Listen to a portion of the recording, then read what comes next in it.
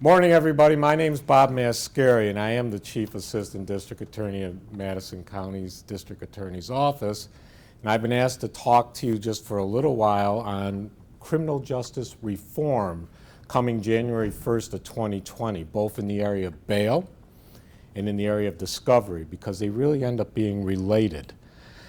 Now, let's be clear about something. Prosecutors across the state overwhelmingly are in favor of real bail reform and real discovery reform. How do I know that? I know that because I'm one of the persons who's involved statewide on these issues. I lecture to prosecutors across the state about it. I talk to law enforcement from around the state about it. We are developing the strategies to try to comply with this. And not a person of the 62 DAs are against bail reform or discovery reform. And we're talking about DAs that are of all types of political persuasions. But the problem is that what we're getting is not so much reform as it is repeal and replace. And it's changing the rules completely changing them. Now, let's start by talking about bail reform. Let's see what our governor has to say about the concept of bail reform. And equal justice means, regardless of the color of your skin, regardless of your wealth, you deserve justice, and a cash bail system violates justice. It's that simple. Cash bail means that if you are rich, then you get to walk, and if you are poor, and you can't make bail, then you sit in jail. If that was actually the case, might agree with them. But here's the first question when we talk about bail. Was bail reform necessary? Absolutely. There are too many instances where people have been sitting in jail on a low cash bail just because they don't have the money to get out, and for relatively minor crimes that probably, if they walked in and pled guilty, they wouldn't have got a jail sentence in the first place. That's the truth, statewide, not here in Madison County, statewide. And another starting point when you think about bail reform, presumption of innocence. Our system's built on that. When somebody is accused of a crime, they are presumed innocent. And the burden of proof, always with the prosecution. The highest burden of proof in jurisprudence worldwide, beyond a reasonable doubt. So you say to yourself, how is it fair that somebody's sitting in jail on bail when they're presumed innocent and they haven't been proven guilty yet? Well, what is the purpose of bail given that? Well, the purpose of bail is really just to make sure somebody comes back to court. That's the main purpose of bail. That's what the courts tell us. But as of January 1st, something changes significantly. There's appearance tickets for misdemeanors and felonies. What's an appearance ticket? An appearance ticket is when the police officer arrests you, they hand you, like getting a speeding ticket, a ticket that tells you what you've been charged with and when you have to go to court to answer that charge. So if somebody commits a misdemeanor or an felony, they are supposed to be issued an appearance ticket. I have an asterisk there for a reason. Otherwise, bail is only possible if the person commits a qualifying offense, violates some terms of their release, and in other instances we'll talk about. There are exceptions, and it sounds great. Instead of just issuing an appearance ticket, you can arraign somebody, for example, if an order of protection is needed, usually in a domestic violence case. But here's the thing, even in that domestic violence case, you still can't set bail, you still have to let that person out. Now, what is a court supposed to do under this new reform system? It's supposed to look at the least restrictive monetary conditions, non-monetary conditions. They must release the person on their own recognizance unless they make an individual determination of flight risk. They must put that finding in writing or on the record, and that's going to be very difficult for our local smaller justice courts. And even if they say there is a flight risk and we can't just ROR, they can only consider non-monetary restrictions. And the beautiful thing is some of those non-monetary restrictions they can consider, like electronic home monitoring, do not exist anywhere in the state because of the regulations the state put on them. So really, they can't do much except tell them to have a nice day, get out of here, and maybe ask the probation department to kind of monitor them. They get out of jail. Bail is not an option. Now, when this least restrictive monetary conditions, non-monetary conditions apply, it's up to the police to let the arrestee know that they can provide contact information. So there's additional responsibilities for the police as far as their paperwork goes. And it falls to probation as the pre-trial service agency to be the means to assist a person in making his court appearances. That's never made much sense to me because when somebody's accused of a crime, they get an attorney. They either hire an attorney or they have an attorney assigned. Why isn't that attorney assisting them in getting back to court? I don't know.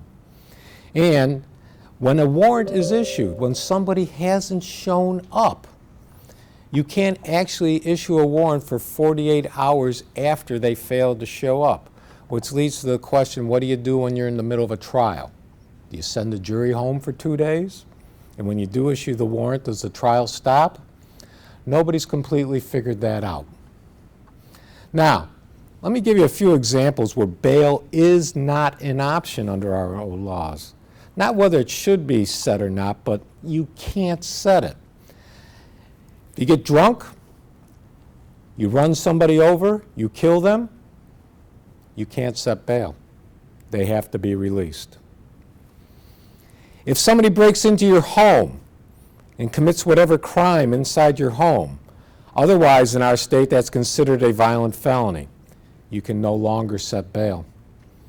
If it's a shoplifting ring where people literally start at one end of the state, go to the other end of the state, stopping at Walmarts, malls, and whatever to rip off that store, and we've had cases where literally there's $10,000, $20,000, $30,000 worth of stolen clothes in the van, and they're not even from New York State, you can't set bail.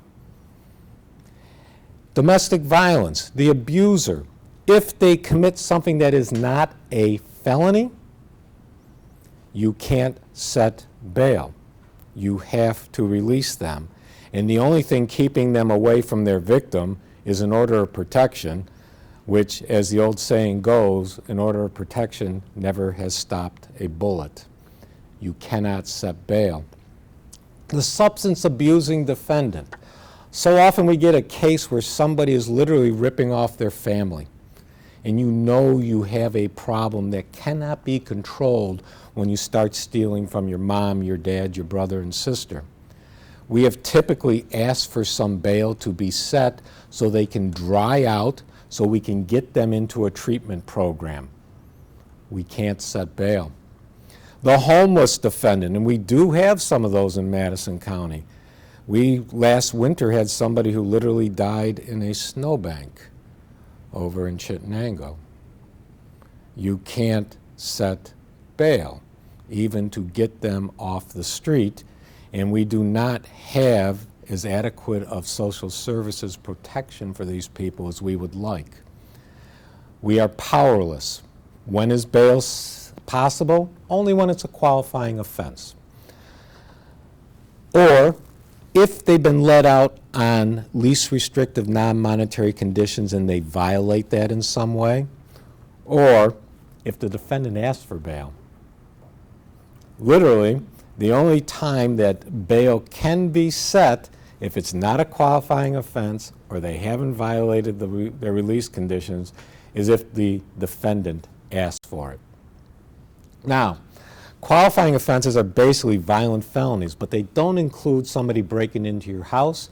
They don't include two people robbing you, stealing you from you, forcibly taking property. It does include sex offenses.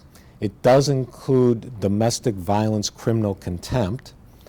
And it does include witness intimidation or tampering and murder. How about that? As far as what you can do when you're out on these non-monetary conditions, if you persistently and willfully fail to appear, if you commit another felony of an order of protection, it has to be a felony level order of protection, which usually means there's more violence. If there is an active witness intimidation or tampering attempt, and if you commit a new felony while you're released on a felony. But even then, we still have to give them a hearing, and we still have to use a clear and convincing evidence standard. I won't bore you with what that means, but if proof beyond a reasonable doubt is up here and probable cause is down here, it's kind of in the middle. We only need probable cause to charge somebody with a crime, to indict somebody with a crime. But now we're going to have a mini hearing on that new crime at a higher level of proof. And if the person shows up for the hearing, they have an argument, I really don't need bail. As I told you, when the defendant voluntarily requested, very seldom in my experience is somebody who has a severe drug problem going to request bail. And usually the homeless person is out on the street because that's where they want to be. And even then, it's only a minimal cash bail. They'll have no great difficulty getting out. So, what's the real problem with bail reform? Well, it's not the idea of least restrictive non-monetary conditions. Honestly, that's what a court should be looking at in setting bail. The problem is that it takes away bail as an option in very, very appropriate cases. It's one thing to say you should look at the least restrictive non-monetary conditions. It's another thing to say that you can never use bail. And that's the system that we've got into. And mind you, it also comes with increased costs to the county with no state funding. Increased costs for the district attorney's office as far as more arraignments to attend. Increased costs for law enforcement as far as how they process people they arrest. Increased costs for trying to find people who skip out on court. Increased costs for the courts as far as trying to monitor and get the defendants to appear. Increased costs for probation because they're supposed to be this pretrial services agency. And that funding, it comes only from the counties, not from the state. All those costs we have to bear for a system that needed tweaking but really wasn't broken. And it's not just the money cost. There's costs as far as victim safety. I've told you, we've got to let the abuser out of jail immediately. We can't consider the possible sentences. We can't consider how strong the proof is. We can't do that. Witness safety combined with discovery reform. Those defendants are going to know all the people who are going to testify against them. Have we had instances of witness intimidation and tampering in this county? Absolutely. Incredibly common in domestic violence, where people immediately come under pressure to try and withdraw the charges. Public safety, these people, the appropriate people who should have some bail set, will be out on the street and often having the capability to commit new crimes and new acts of violence. And it hurts the administration of justice as we expect the number of warrants and people who fail to appear to increase. And the beautiful thing is that generally speaking, unless it's a new felony while on felony charges having been released, we still won't be able to set bail on them. But you can't talk about bail reform of also knowing something about discovery reform. That's coming too, also on January 1st. And this is the real killer, maybe literally. Here's a tweet from Governor Cuomo, who says, "We've transformed our discovery laws. Now prosecutors have to share all their information in their possession with the defense well ahead of trial. It's a commitment to a fair criminal justice system." If what our new discovery laws did was just make us share information that we have with the defense well in advance of trial, beautiful. If that's all it was, every prosecutor in the world would be in favor of it. Open file, we've had one. In Madison County, for as long as I've been here, and it's about 12 years now, if we've got it, the defense gets it. We want them to know how good a case we have. We want them to know that. But that's not what this is. Yates County DA Todd Cassell came up with a flow chart to show you what discovery looked like before the law was amended. Now, I'm not going to go through that chart except to just tell you it's straightforward, flows, it's beautiful. Here's what that chart's going to look like come January 1st of 2020. It's complicated, it's full of pitfalls and traps, and it doesn't do anything to serve the ends of justice. Oswego County District Attorney Greg Oakes, just to give you an idea, he came up with a chart that shows, well, prosecutor caseload by county. Before bail reform, we were already the 10th busiest, heaviest caseload in New York State here in Madison County. If you compute the effects of discovery reform, we'll hold the top 4 positions for those years in the state. And of course, that doesn't take into account what it's doing to other counties, but that gives you an idea of what this discovery reform is going to do. Give you another example. Suffolk County has a population of about 1.5 million. About. They are estimating that come January 1st, they are going to dismiss 20,000 misdemeanor cases. Just dismiss them because they cannot comply with this discovery reform. And I did talk to one of the ADAs from Suffolk County. They are sending out to their law enforcement directives not to arrest on AUO cases, minor petty larceny cases, drug possession cases that are misdemeanors. And if they do arrest, they're going to dismiss them at arraignment. To put that in Madison County terms, we got about 71,000 people, and if we were to do something similar, come January 1st, we would be dismissing 1,000 cases. We're not going to do that, but that gives you an idea of the numbers that we're talking about. So you say to yourself, why? Why is this? Why is this? It's because this new statute is discovery turned on its head. That's what it comes down to. It's front end rather than back end, and I'll explain to you what I mean by that in a moment. It applies to every case, every case. And when I say every case, there's no distinction based upon the level. It applies from everything from a speeding ticket to a murder. You have the same discovery obligations. It's a level of discovery that we once did only for a trial. Now, we've always given them what we have, but when you come ready for a trial, there's a lot more information that comes in, a lot more detailed stuff like chain of custody, lab notes, things like that. We get those all together and give them to the defense well in advance of trial because that's what's fair. That's what's fair. But under this statute, here's what we got to do. They have this part of the statute that lists 21 illustrative items of discovery that we've got to turn over. I call it illustrative because the statute says including but not limited to. I am not going to bore you with all the things that have to be turned over. But if I was to bore you, you would say, oh my God, that is a ton of stuff that you've got to give them on every single case. It includes things like this. If you're a good citizen and you give a statement to the police, we have to turn over your name, your address, and we have to run you to see if you got a criminal history. And if you do, we got to turn that over to the defense as well.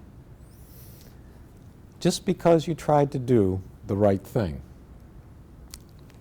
It's enormous additional cost to law enforcement, and it's all because of that included but not limited to language. I'll give you an example. I was at the State Police Headquarters, Troop D, in the city of Oneida yesterday. Huge organization. At their headquarters, they are adding 5 full-time administrative assistants next year just to try to deal with discovery. Just that. And they don't even know that it's going to be enough and understand that they are fairly well automated in the New York State Police. When I talk about the timing of the discovery, here's what we got to do. We got to give them all that stuff within 15 calendar days after arraignment. 15 calendar days after arraignment.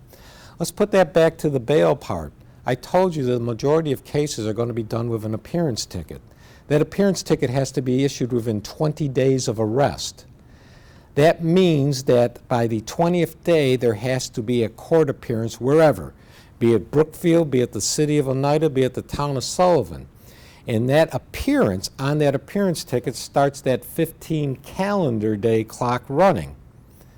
We do not send a prosecutor to every court session in Madison County. We're probably going to have to, so that we're sure that we're there, that we know about the arraignment, and we know about our clock has started running. That is additional work, additional responsibilities. And mind you, we have to go to law enforcement and say, please give us all of this stuff. Out of that 21 items that I told you about, 3 of them are things that the district attorney's office will take care of. 18 of them are things that law enforcement have to supply. And it's not just the New York State Police that have to do it, it's the Chittenango Village Police, it's the Oneida City Police, it's the Sheriff's Office. This whole list of reports, notes, qualifications, calibration records, it is a huge list. We have to get that from them. And the law says that we're deemed to have possession of them. And as far as the agency, they got to give us a complete copy of all of their records and files. Things that they would never have turned over that have very little relevance. Things like, do you know if you're a state trooper, you can have a disciplinary note written if you get out of the car without putting your Stetson on? We have to turn over that fact now because it could be used to impeach. If you make any mistake as law enforcement, even if it's not something that goes to your integrity, it's part of the stuff that agency is supposed to give us because it can be used to impeach. And we can't file a certificate of compliance until we've turned over all of this stuff. Why is that relevant? Because until we do so, we can't announce ready for trial. Now, why is that relevant? We have 6 months to be ready on a trial under New York State law. We have 90 days on a misdemeanor, A level. We have 60 days on a B misdemeanor. And we have 30 days on a violation or a traffic ticket. Let's go back to that appearance ticket. It's 20 days later, they show up and we don't know about it. Typically the courts will adjourn something to the next DA day, which is often more than 30 days after. If we don't know about that initial appearance, we're already time dead when we finally show up. And what happens when we're not ready for trial in these time limits? The case gets dismissed. Gone. So, what this discovery reform does, coupled with bail reform, it's just incalculable social cost. Someone's going to get hurt because we got to turn over all of those witness statements, how to get a hold of them, where they live, what their criminal history is. There's going to be a decrease in that witness cooperation because of that. And scene visits. Here's my favorite one. Somebody breaks into your house. They arrest them. We can't set bail. They have to get out of jail. But they can get a court order to come and visit your house again, apparently to see what they missed the first time as part of their discovery. So you're not even going to be secure in your house after somebody's been arrested for it. I've told you a little bit about the public safety and Brady materials, and the things that's considered Brady is crazy. I have a guy in Madison County who wants me arrested right now because he didn't like my answer. It is a completely incredible claim. It's a claim that he's also made against Sheriff Hood. It's also a claim he's made against the major of the state police. No reasonable person would find his claim credible. We still have to turn that over because it is not us who gets to determine whether something is credible or not. The cost to the public purse, I told you about the state police and 5 more people. I told you about the decrease in public safety. And I've mentioned the interplay with bail reform. Increased costs for the courts. They've got to monitor all this discovery. There's going to be more hearings, more trials, more motions. The costs to law enforcement are enormous. I told you about the New York State Police. The cost to emergency management. Emergency management? One of the things we have to turn over is 911 calls. That makes sense. A victim calls up, 911, I've just been stabbed. That's very relevant. How relevant is it for an hour later a car to say, hey, I'm en route to that scene? We still have to turn that over. And the technology is such, mind you, when somebody's calling 911, they don't have a separate line for each incident. They take all the calls as they come in. And it falls to 911 to have to try and separate out each call that's on that case, because you can't be turning over other calls that could be confidential in nature. There's not good technology to do that. Hours and hours, and the storage cost of all this information, which normally disappears 90 days later. Information technology, we are lucky in Madison County in that we've been paperless, we use technology, but there's going to be increased storage cost. It isn't for free that you store terabytes of information. The county attorney, what's their cost? Well, they're responsible for handling juvenile delinquency cases. This all applies to juvenile delinquency cases. And the district attorney, we'll talk about those. We have increased office costs, job satisfaction, the demand of this is going to be tremendous. Position classification, we have people working above their job title, absolutely above it. And if you don't believe it, we just had a desk audit done, and it's been concluded that they are. They're more akin to paralegals than office assistants. Retention, if we lose somebody, it takes us 6 months to get them even up to a little bit of speed on the systems that we use at the district attorney's office. And that training is taken away from doing. Now, there's 2 elements to that cost: the number of cases and the additional time spent on each case. I'm not going to go over this in detail. I'll just call your attention to this. The top line, 2019, we're estimating that at the completion of the year, we'll have opened almost 3,000 cases. In 2020, if we completely try to comply with the discovery reform, we'll open close to 5,800 cases. We will almost double the number of cases that we have to open, review, and comply with discovery. What was once done for trial? Every case. I'll give you an example. I'm not going to show you the picture of his victim, but this guy, who could resist this guy, Mr. McStud, Randy Wilcox, just got sentenced to 22 years.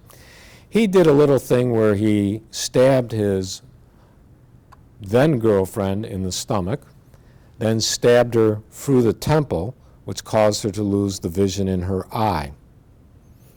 After he stabbed her, she continued to try and cover up for him.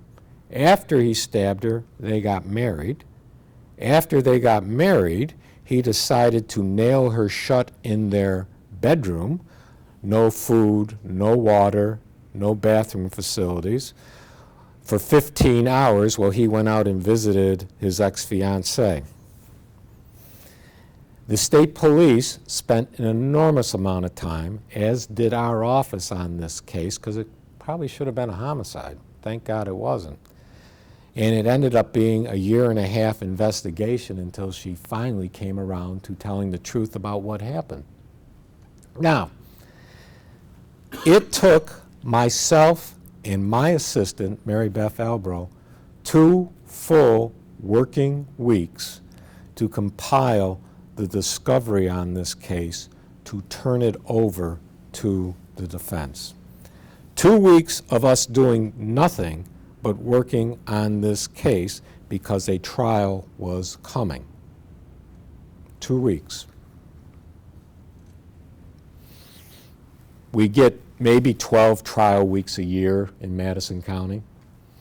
But as of January 1st, 2020, every case we have to do this. County's generous on the time off they give us. We have 45 work weeks per year. That means 225 work days.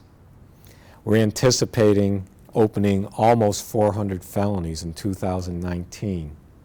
What does that mean? That means that for those 393 felonies to comply with the discovery law, we would have to process and get out all of the discovery on that case. Approximately, we'd have to do it for almost 2 felonies per workday. Impossible. And that's just felonies. Traffic tickets, misdemeanors, violations, everything in local court. Those are the numbers for 2019. Those are the numbers for 2020. So what does that mean? It meant that we have had to go and ask for an additional full-time prosecutor. We've had to ask for an additional full-time administrative assistant. We have had to budget to double our costs for grand juries because we're going to have to use those more. Basically, we're looking at about a 25% budget increase. I don't have the precise number, but think about running up to close to $250,000, all because of discovery. We were completely adequately staffed before this law. Now we're not. And that cost? No additional state funding. Zero. I'll leave you with this. Mother Teresa. There's a famous story about a journalist going to visit Mother Teresa in Calcutta and looking at the suffering that she was seeing before her. And the journalist said to Mother Teresa, "Do you really think you can save all these people?" And Mother Teresa said, "No, I can't, but if I try my best, I might save myself." The only promise we give at the district attorney's office in law enforcement as well, we will do our best with the resources that are given to try and pursue justice and keep the public safe. We will figure out a way to comply, but you all should know the tremendous costs that are associated with reform. Thank you all.